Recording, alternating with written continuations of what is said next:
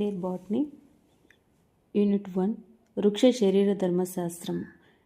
వృక్ష శరీర ధర్మశాస్త్రంలో మొక్కలలో రవాణా, ఖనిజ పోషణ, ఎంజైమ్లు, ఉన్నత మొక్కలలో కిరణజన్య సంయోగక్రియ, మొక్కలలో శ్వాసక్రియ, మొక్కల పెరుగుదల, అభివృద్ధి, కాలానుగుణంగా జీవరాశుల నిర్మాణము, వైవిధ్యము, వర్ణనలు జీవశాస్త్రంలో రెండు పరస్పర విరుద్ధమైన స్పష్టమైన దృక్పథాలను ఏర్పరిచాయి.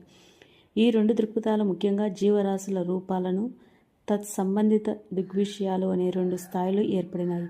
ఒకటి జీవి, ఆ పై స్థాయి సంవిధాన స్థాయిలో ఉండగా, రెండవది కణస్థాయి, అణుస్థాయి, సంవిధాన స్థాయిలో వర్ణించబడి ఉంది. మొదటిది ఆవరణ శాస్త్రము, తత్సంబంధిత శాఖలను ఏర్పరచగా, రెండవది శరీర ధర్మశాస్త్రము, జీవ రసాయన శాఖలను ఏర్పరిచింది.